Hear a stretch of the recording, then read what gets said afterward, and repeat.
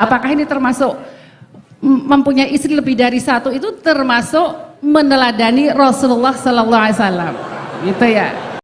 Assalamualaikum warahmatullahi wabarakatuh. Waalaikumsalam warahmatullahi wabarakatuh. Pada Gus Baha juga Prof. Quraisy Shihab yang saya hormati. Perkenalkan saya Uswatun Hasanah dari Magelang, ibu rumah tangga biasa ya Pak ya. Alhamdulillah pada kesempatan ini saya bisa bertemu langsung dengan Gus Baha juga Quraisy Shihab ya, Profesor Quraisy Shihab. Nggak sia-sia tadi saya dari Magelang berangkat jam 7 sampai sini, alhamdulillah nih. Syukur, alhamdulillah saya bisa ada kesempatan tuh bertanya langsung ya. Langsung aja pertanyaan dua mau ketemu ya. Pertanyaan yang pertama, dalam Al-Qur'an itu ada kata-kata, ada ayat la yamassuhu illal mutahharun. La mutahharun di sini ada yang mengatakan suci tidak hanya hadas besar aja. Misalnya pegang Al-Qur'an. Loh, wis ngentot kok maca Qur'an, saya tegur gitu. Sing mesti ke suci atine ora popo. Katanya gini lah. Ini apakah ini termasuk meneladani Rasulullah? Nah, ini pertanyaan saya ini yang pertama, apakah suci di sini harus hadas besar, hadas kecil, atau cukup hadas kecil aja gitu. Terus yang kedua, maaf ini ya, kebanyakan kan para kiai atau yang lain itu kan istrinya lebih dari satu. Nah, maaf ini ya, agak ekstrim juga ya. Dengan alasan itba Rasul lebih dari satu katanya gitu.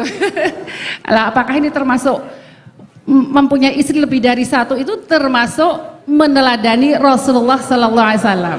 Gitu ya. Saya kira cukup sekian. Assalamualaikum warahmatullahi wabarakatuh. Waalaikumsalam warahmatullahi wabarakatuh. Kami catat Ibu. Selanjutnya kita mohonkan yang tiga, nggak apa-apa tapi pendek-pendek ya. Silakan ya. Bismillahirrahmanirrahim. Assalamualaikum warahmatullahi wabarakatuh. Waalaikumsalam warahmatullahi wabarakatuh. Perkenalkan, saya Dewi, istri dari Bapak Thoriqul Huda dari Fakultas MIPA. Begini, Al-Quran agar tidak datar, itu kan katanya Al-Quran bisa menjadi asyifa, petunjuk, solusi dari semua persoalan hidup kita. Itu caranya bagaimana? Karena kebetulan saya memang dari sama seperti Gus yang di Solo tadi, orang biasa bukan dari pondok. Dulu saya pernah punya persoalan kesehatan, saraf kejepit. Kemudian saya membuka Al-Quran dengan acak. Sebelumnya saya sholat taubat. Kemudian saya buka ketemu surat Asy-Syu'ara ayat 19. Yang artinya ketika kamu marah, segera memberi maaf. Dan waktu itu saya bingung, orang saya minta asyifa kok jawabannya seperti itu gitu. Ini implementasinya bagaimana? Tapi saya hanya menzikirkan ayat yang saya dapat itu sampai kurang lebih 2 minggu. Allah memberikan saya petunjuk. Saya diberikan persoalan anak, persoalan suami. Ini loh, ketika kamu marah, kamu harus segera memberi maaf. Dan ketika saya kurang lebih 2 bulan memperbaiki diri, saya tidak pernah marah. Alhamdulillah Allah ridho, saya sembuh dari saraf kejepit. Dan terus saya keterusan saya keterusan membuka Al-Quran ketika saya punya persoalan apapun. Bahkan ketika saya ada persoalan dengan suami, saya membuka Quran secara acak, kemudian saya menemukan surat Al-Hajj ayat 19. Inilah 2 golongan mukmin dan kafir yang bertengkar.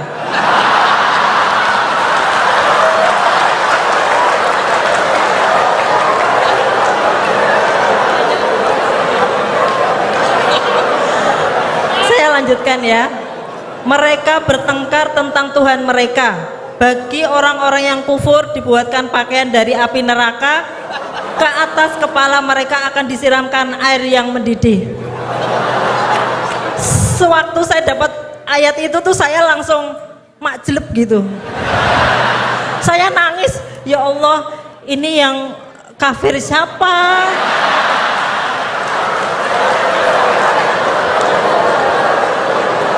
tapi di situ saya pokoknya semuanya saya yang salah. Saya yang harus memperbaiki diri. Nah kebetulan kurang lebih 1 minggu suami itu sering lihat YouTube Gus Baha.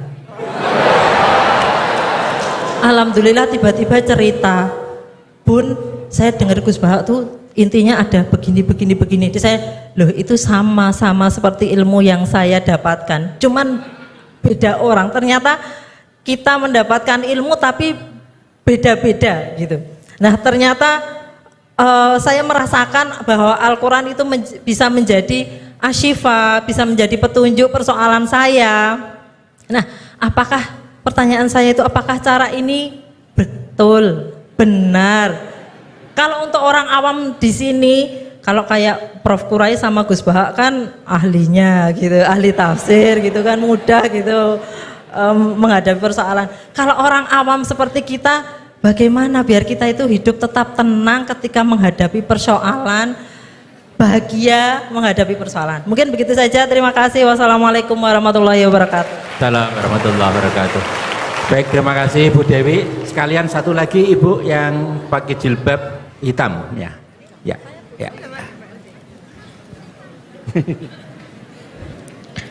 Bismillah. Assalamualaikum warahmatullahi wabarakatuh. Mohon maaf jika tadi saya tidak salah dengar ya, bahwa Prof Quraisy mengatakan bahwa Rasulullah penjelmaan Al-Quran begitu. Nah, yang hanya sedikit yang saya nama Bu. Nama saya Lis dari Magelang. Ya. Nah, yang sedikit saya pahami, hanya sedikit saja, yaitu kalau Al-Quran itu kan kalamullah ya. Terus kalau Rasul itu adalah penciptaannya. Nah, apakah penjelmaan ini dikatakan sepenuhnya atau mutlak, atau sebagian saja, atau yang seperti apa penjelmaannya ini? Nah, itu saja yang ingin saya tanyakan. Mohon maaf sebelumnya. Jazakallah khairan katsiran. Assalamualaikum warahmatullahi wabarakatuh. Waalaikumsalam warahmatullahi wabarakatuh. Terima kasih Ibu untuk pertanyaannya. Saya ulang Gus Baha dan Prof Quraisy. Yang pertama Ibu tadi dari Magelang menanyakan terkait dengan ayat la yamassuhul Quran illal mutahharun. Kemudian yang kedua dengan argumen ittiba Rasul, istrinya lebih dari satu. Itu gimana Gus tadi? Itu yang kedua. Apa ittiba Rasul itu seperti apa? Kira seperti itu. Kemudian yang dari Bu Dewi tadi terkait dengan apakah tafsir Al-Quran sebagai asyifa itu seperti apa? Kira-kira gitu. Kemudian yang ketiga terkait dengan tadi Rasul sebagai penjelmaan Al-Quran. Ya, penjelmaan ya tadi. Ya, kita mohonkan Prof Quraisy atau Gus Baha dulu. Ya. Quraisy kedua. Ya, monggo. Ya. Ini jawab yang kok tadi kok tersangkanya hanya kiai, rata-rata kiai itu istrinya. itu selera lelaki bukan selera kiai itu.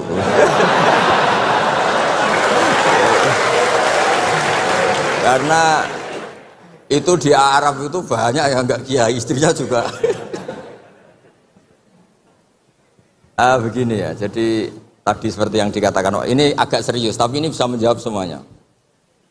Agak saja, bukan serius banget, tapi agak serius, tapi bisa menjawab semuanya. Begini, ini saya hafalkan bukan berarti saya pinter, enggak. Memang ini konstitusi keilmuan, jadi saya hafalkan.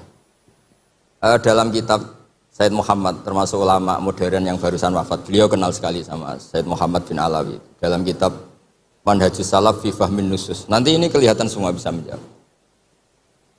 Wa kanat sunnatu Rasulillah sallallahu alaihi wasallam annahu yat'amu ma yajiduhu fi ardi wa yalbasu ma yajiduhu wa yarkabu ma yajiduhu.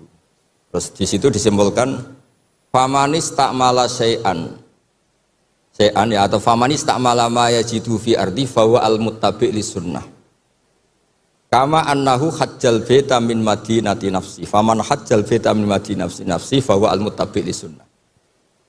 Begini, nanti ini menjadi konstruksi utuh ilmu tafsir. Nanti setelah ngaji ini Pak Rektor sah jadi kiai, karena ini sudah cukup lah untuk jadi kiai.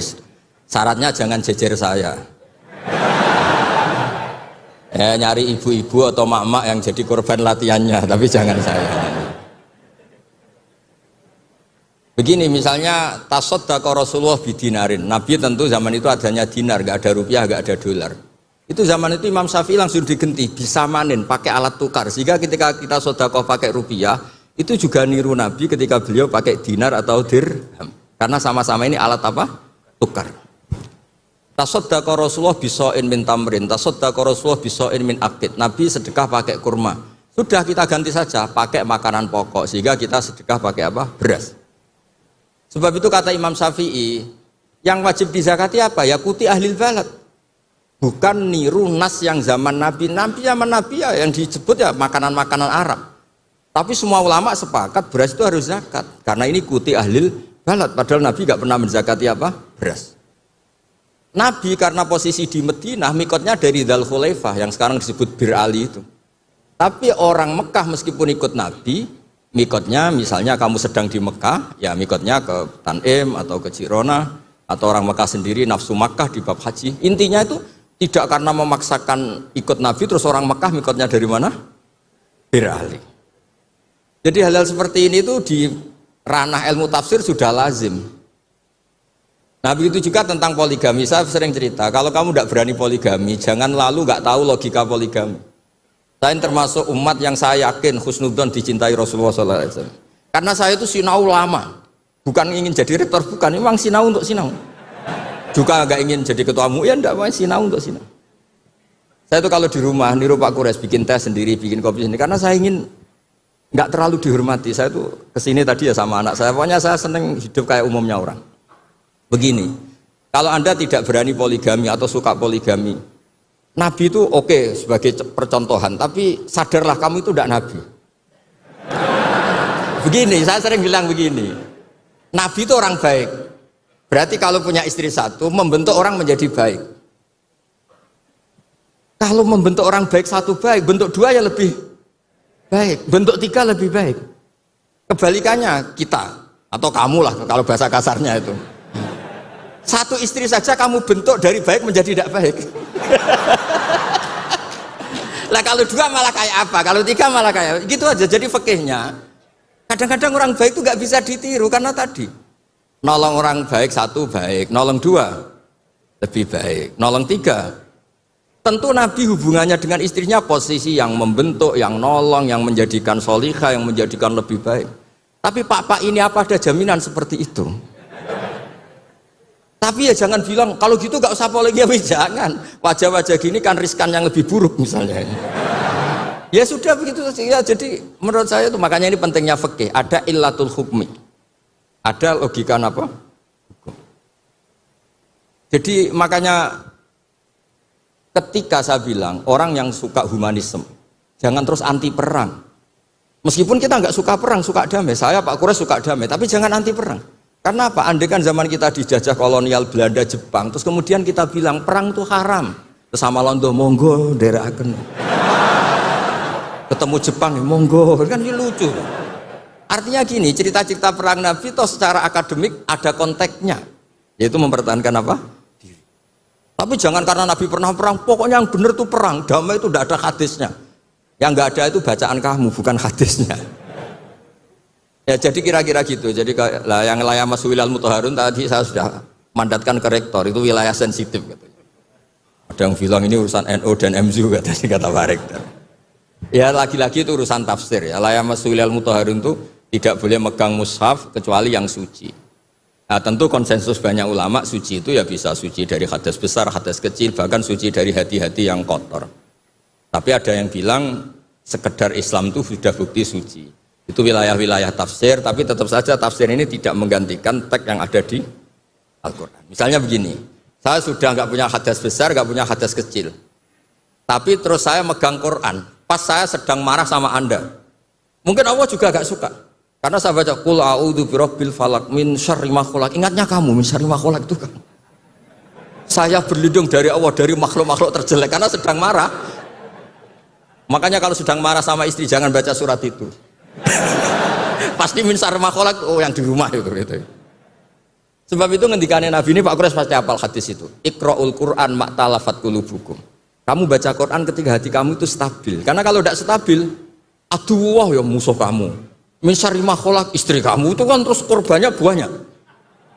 Pokoknya kalau sedang tidak baik-baik saja tidak usah baca Quran dulu. Waras dulu baru baca Quran. Ya kira-kira gitu. Nanti yang edisi yang lebih waras Pak Pres yang ngantikan ini. Monggo. Ya itu Asifah ini.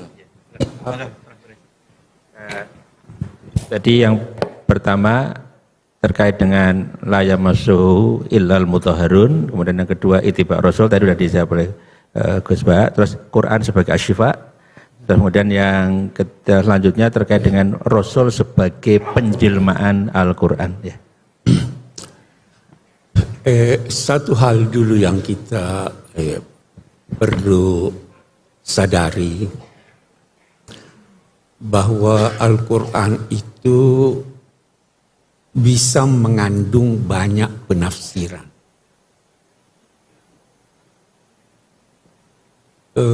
Karena itu sulit diterjemahkan. Yang kita bisa lakukan penjelasan umum tentang kandungan maknanya. Kita ambillah misalnya perintah wudhu, wamsahu biru'usikum. Baknya saja itu sudah macam-macam artinya.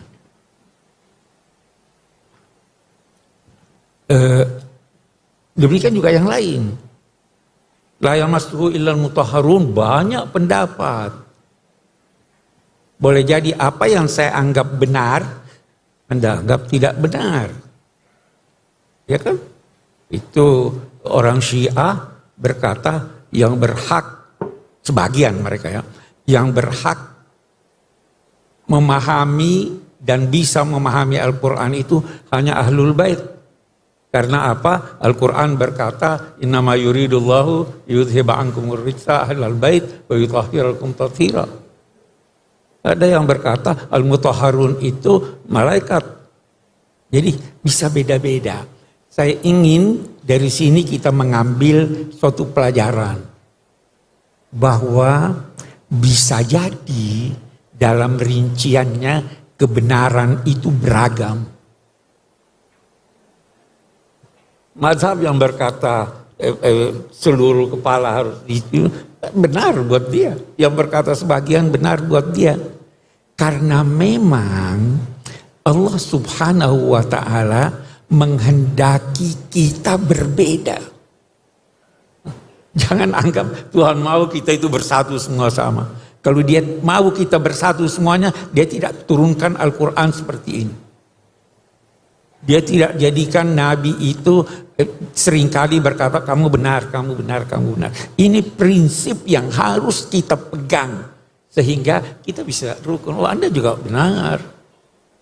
Sama itu contoh populer gajah itu bagaimana? Yang pegang belalainya dia bilang semuanya bisa benar. Itu satu. Seperti halnya yang masuk ilmu. Itu saya kira pertanyaan pertama sudah terjawab ya. Syifa.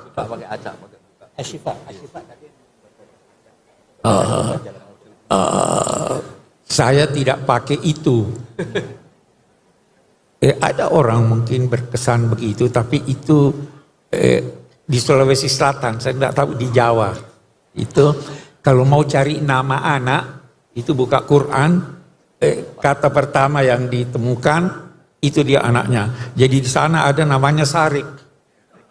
Karena dia baca Sarik wa Sarikatu, ya toh ada yang itu tidak dia namanya dolim.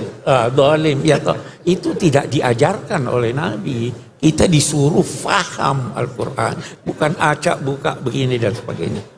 Tidak benar itu.